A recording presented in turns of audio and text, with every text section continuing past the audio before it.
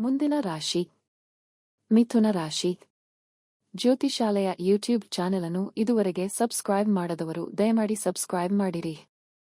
ನೀವು ಸಾಮಾನ್ಯವಾಗಿ ಈ ತಿಂಗಳು ಸರಾಸರಿ ಫಲಿತಾಂಶಗಳನ್ನು ಅನುಭವಿಸಬಹುದು ಎಂದು ಸೂಚಿಸುತ್ತದೆ.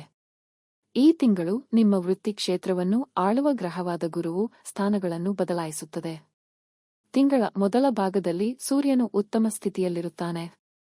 ಈ ಕಾರಣದಿಂದಾಗಿ ಇಡೀ ತಿಂಗಳು ನಿಮ್ಮ ವೃತ್ತಿಜೀವನಕ್ಕೆ ಹಲವಾರು ಫಲಿತಾಂಶಗಳನ್ನು ನೀಡುತ್ತದೆ. ಆದಾಗ್ಯೂ ಗುರುಗ್ರಹದ ಸುಧಾರಿತ ಸ್ಥಳದಿಂದಾಗಿ ತಿಂಗಳ ದ್ವಿತೀಯಾರ್ಧವು ಮೊದಲಾರ್ಧಕ್ಕಿಂತ ಉತ್ತಮ ಫಲಿತಾಂಶಗಳನ್ನು ನೀಡಲಿದೆ. ಶೈಕ್ಷಣಿಕ ದೃಷ್ಟಿಕೋನದಿಂದ ಮೇ ಸಾಮಾನ್ಯವಾಗಿ ಧನಾತ್ಮಕ ಫಲಿತಾಂಶಗಳನ್ನು ನೀಡುತ್ತದೆ ಎಂದು ನಿರೀಕ್ಷಿಸಲಾಗಿದೆ. ಗುರುಗ್ರಹವು ತಿಂಗಳ ಎರಡನೇ ಭಾಗದಲ್ಲಿ ಉತ್ತಮ ಸಂಚಾರವನ್ನು ಹೊಂದಿರುತ್ತದೆ. ಇದು ಶೈಕ್ಷಣಿಕ ವಿಷಯಗಳಿಗೆ ಪ್ರಯೋಜನಕಾರಿ ಪರಿಣಾಮವನ್ನು ಬೀರುತ್ತದೆ.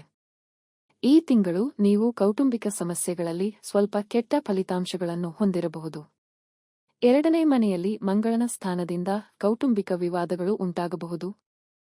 ಈ ತಿಂಗಳು ವಿಶೇಷವಾಗಿ ಸಹೋದ್ಯೋಗಿಗಳೊಂದಿಗೆ ಪ್ರಣಯ ಸಂಬಂಧದಲ್ಲಿರುವ ಜನರಿಗೆ ವಿಶೇಷವಾಗಿ ಪ್ರಯೋಜನಕಾರಿಯಾಗಿದೆ. ಈ ತಿಂಗಳು ನಿಮ್ಮ ವೈವಾಹಿಕ ಜೀವನದಲ್ಲಿ ಸಾಧಾರಣ ಅಥವಾ ಸ್ವಲ್ಪ ಉತ್ತಮ ಫಲಿತಾಂಶಗಳನ್ನು ನೀವು ನಿರೀಕ್ಷಿಸಬಹುದು. ನಿಮ್ಮ 11ನೇ ಮನೆಯ ಅಧಿಪತಿ ಈ ತಿಂಗಳು ನಿಮ್ಮ 2ನೇ ಮನೆಯಲ್ಲಿರುತ್ತಾನೆ. ಅದು ನಿಮ್ಮ ಆರ್ಥಿಕ ಪರಿಸ್ಥಿತಿಯ ಮೇಲೆ ಪರಿಣಾಮ ಬೀರುತ್ತದೆ.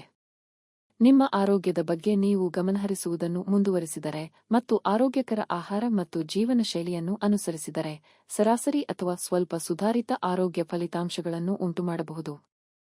ನೀವು ಅನುಚಿತ ಆಹಾರ ಪದ್ಧತಿಗಳಲ್ಲಿ ತೊಡಗಿಸಿಕೊಂಡರೆ ಫಲಿತಾಂಶಗಳು ದುರ್ಬಲವಾಗಬಹುದು. ಪರಿಹಾರ ಕ್ರಮಗಳು: ಕುಂಕುಮ ಮಿಶ್ರಿತ ನೀರನ್ನು ಸೂರ್ಯನಿಗೆ ಅರ್ಪಿಸಿ.